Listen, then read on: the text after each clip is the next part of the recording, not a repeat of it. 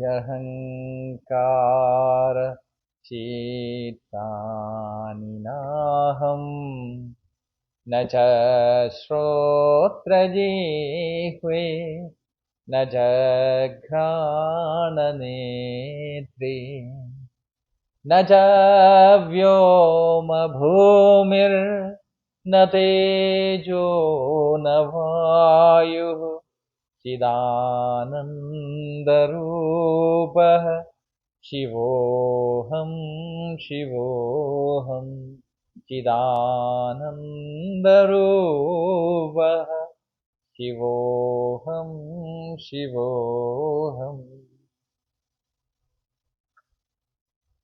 न च प्राणसंज्ञो न वै पञ्चवायुः न वा सप्तधातुर्न वा पञ्चकोश न वाक्पाणिपादं न चोपस्थपायुः चिदानन्दरूपः शिवोऽहं शिवोऽहं चिदानन्दरूपः शिवोऽहं शिवोऽहम्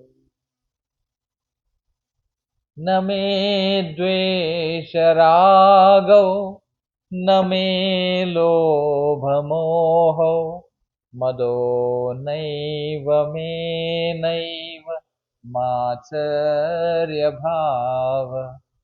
न धर्मो न चार्थो न कामो न मोक्षः चिदानन्दरूपः शिवोऽहं शिवोऽहं चिदानन्दरूपः शिवोऽहं शिवोऽहम् न पुण्यं न पापं न सौख्यं न दुःखं न मन्त्रो न तीर्थो न वेदानयज्ञ अहं भोजनं नैव भोज्यं न भोक्ता चिदानन्दरूपः शिवोऽहं शिवोऽहं चिदानन्दरूपः शिवोऽहं शिवोऽहम्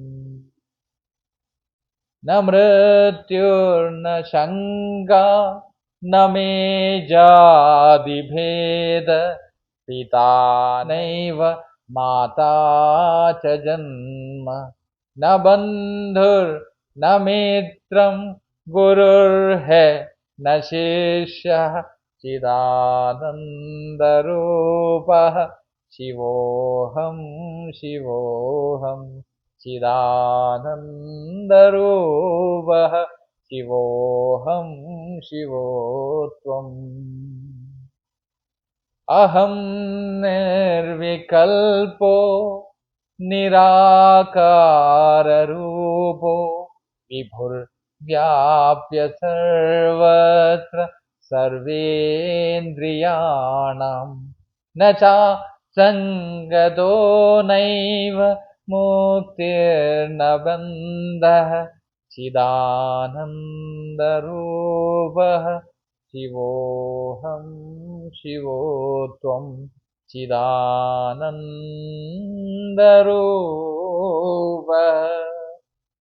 शिवोऽहं शिवोत्वं शिवोऽहं शिवोत्वम् ഓം. ഇതിനെ മാത്രം മനനം ചെയ്ത് നോക്കുക.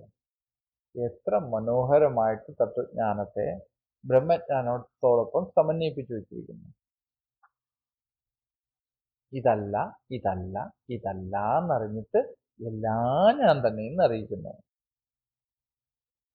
ഇതിനെല്ലാം ഉപേക്ഷിച്ചിട്ട് എല്ലാത്തിനെയും ആസ്വദിക്കുന്നു. എല്ലായിടത്തും നിറഞ്ഞിരിക്കുന്ന ആ പരബ്രഹ്മസ്വരൂപത്തെ, ആ ഈശ്വര സ്വരൂപത്തെ അത് ഞാൻ തന്നെയാണെന്നറിഞ്ഞ് എല്ലാത്തിലും ആനന്ദിക്കും. ഇവിടെ ഒരു കോൺട്രഡിക്ഷനും ഇല്ല. പൂർണ്ണമദ പൂർണ്ണമിദം പൂർണ്ണാത് പൂർണ്ണമുദച്യതേ പൂർണ്ണസ്യ പൂർണ്ണമാദായ പൂർണ്ണമേവാവശിഷ്യതേ. അവശേഷിക്കുന്നത് പൂർണ്ണം, തുടങ്ങിയതും പൂർണ്ണം, ആയിരിക്കുന്നതും. ഇതൊക്കെ ഇങ്ങനെ ഉണ്ടെന്ന് തോന്നുകയല്ലേ? ആണോ? അനുഭവത്തിലുണ്ട്. അപ്പൊ തോന്നുമല്ലോ ഉണ്ട്. ഉണ്ടോ? ഇല്ല. സത്യത്തിൽ ഇല്ല, യാഥാർത്ഥ്യത്തിൽ ഉണ്ട്. അപ്പൊ യാഥാർത്ഥ്യബോധത്തോടെ ജീവിച്ചാൽ പോരെ. പക്ഷെ സത്യത്തിൽ ഊന്നിയായിരിക്കണം ജീവിതം. അല്ലെങ്കിൽ ദുഃഖം ദുഃഖം ദുഃഖം, അഗാധമായ ദുഃഖം, അനന്ത ദുഃഖത്തിൽപ്പെട്ട് ഇങ്ങനെ ഉഴന്നുകൊണ്ടേയിരിക്കും. അങ്ങനെ കൊണ്ട് ജീവിക്കുക, പരിശ്രമിക്കുക. അഭ്യാസ വൈരാഗ്യം. ആവശ്യമില്ലാത്ത കാര്യങ്ങൾക്ക് വിരക്തി ഉണ്ടാവണം. ആവശ്യമുള്ള കാര്യങ്ങൾ നമ്മൾ ചെയ്തെടുക്കാൻ വേണ്ടി അതിൻ്റെ അകത്ത് അഭ്യാസം ഉറച്ചിരിക്കണം. എന്തിനാ ആവശ്യമുള്ള കാര്യം? സന്തോഷിച്ചുകൊണ്ടിരിക്കാൻ, പ്രസന്നമായിരിക്കാൻ, അല്ല അഭ്യസിച്ചുകൊണ്ടേയിരിക്കണം. എന്തിനാണ് വൈരാഗ്യം വരേണ്ടത്? ആവശ്യമില്ലാത്ത ഒത്തിരി കാര്യങ്ങളില്ലേ, അതിലൊക്കെ വിരക്തി ഉണ്ടാവണം. പോരെ? എല്ലാവരും നന്നായി സംസാരിക്കുക, പ്രസന്നമായിരിക്കുക, എല്ലാവർക്കും നല്ലത് വരാൻ വേണ്ടി ആഗ്രഹിക്കുക. ആരൊക്കെ നമുക്കിട്ട് പാര വെച്ചാലും അവർക്ക് തിരിച്ച് പാര വെക്കാതിരിക്കുക.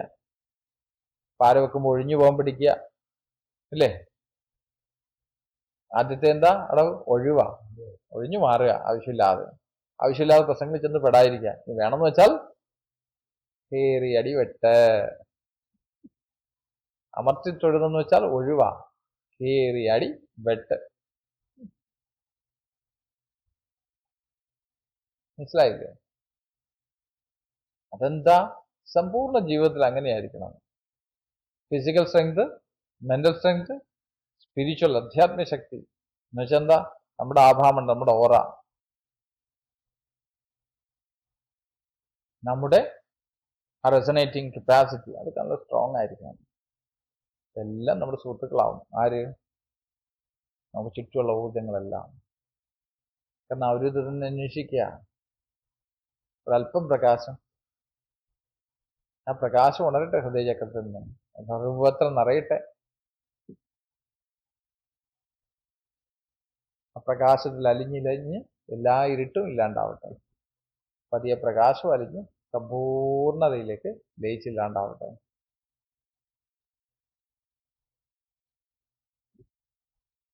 ശ്രീറാം.